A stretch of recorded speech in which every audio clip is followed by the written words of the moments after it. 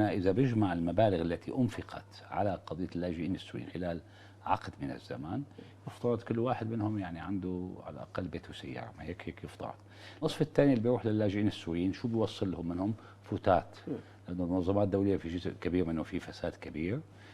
وهذا معروف يعني. وهذا تجلب كثير من المؤتمرات يمكن دكتور بسام، حتى وابرزها بتعرفي يمكن مؤتمر بروكسل للدول كل المانحه عام اللي بيخصصوا. بيسموها. هلا كمان الاموال هي ليست مضمونه، هذا المبلغ اللي بيحكوا عنه بيذيعوه بالاعلام. على كل حال بغض النظر، الان نحن عم نحكي بعد 11 عام، نعم. لكن هذه هي الصوره الحقيقيه. صحيح. لا يوجد شيء اسمه للاسف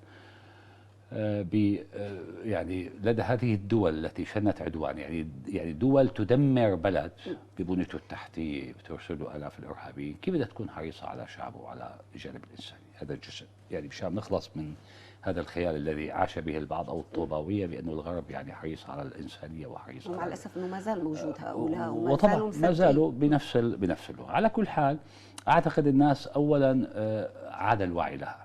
يعني هلا جزء البعض بيصنف الناس انهم الموجودين، وبتعرف الغرب دائما يقول، هلا من فتره قرات احصاء مثلا انه 70% من السوريين في تركيا معارضين، وهذا غير صحيح، غير صحيح بالمطلق.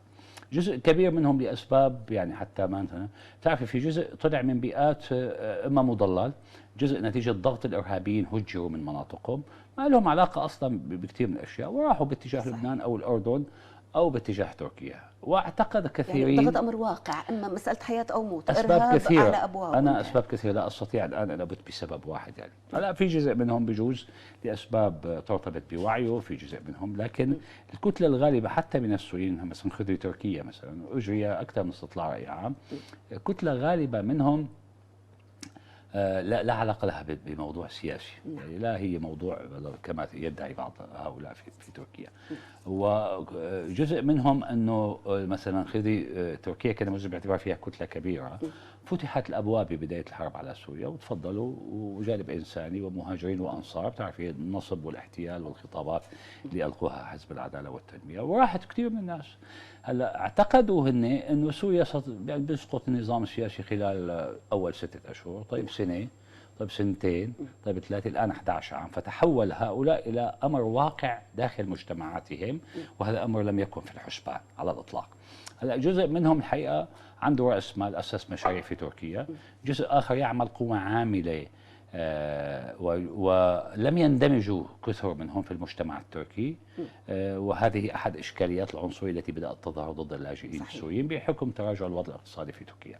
فهي مجمل اسباب الحقيقه ادت. طيب. الان اذا عم نحكي عن لبنان، الحكومه اللبنانيه مثلا، بغض النظر عن الموقف السياسي لبعض الاطراف في الحكومه اللبنانيه، هناك تعاون لانه مصلحه لبنانيه، هي ما عاد عندهم قدره اصلا يستوعبوا، ما عاد في مال يعني يجي للدوله اللبنانيه حتى هؤلاء بس كانوا اللاجئين. مستفيدين في البدايه. طبعا كل القوى بشام يعني يكونوا واضحين في هذه النقطه، كله استفاد من مليارات اليوروهات رغم انه تصريحات البعض كانت مغايره لذلك. لا كله استفاد، كله بما فيها الاردن ولبنان وتركيا، مليارات على اكتاف هؤلاء. في كل الاحوال بغض النظر الان ما الذي حدث، الان نحن امام مرحله جديده تتعلق. اولا الحرب على سوريا يعني خلينا نقول كشفت اوراقها، ما عاد في شيء مخبأ لتشرحي لحدا انه لماذا شنت الحرب.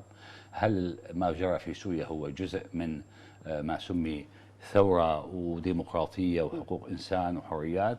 هذا كله تبين بأنه يعني كله كذب ورياء. بغض النظر عن الحاجة تبعنا اللي بنحكيها بنعيدها عشرات المرات، طلع لساننا شعر ونحن نقول لهم نحن بحاجة لإصلاح، ولكن هذا الإصلاح بنعمله بأيدينا. نعم. من أجل بلدنا، مو لنرضي الولايات المتحدة أو ليس فقط أن أنظر، أحتاج أن أشترع طبيعي. حلول. وبلد دمر فيها بمليارات إذا بدك، يعني مئات المليارات من البنى التحتية والمدارس. طيب هذا بيطرح الواحد سؤال، لماذا دمرت؟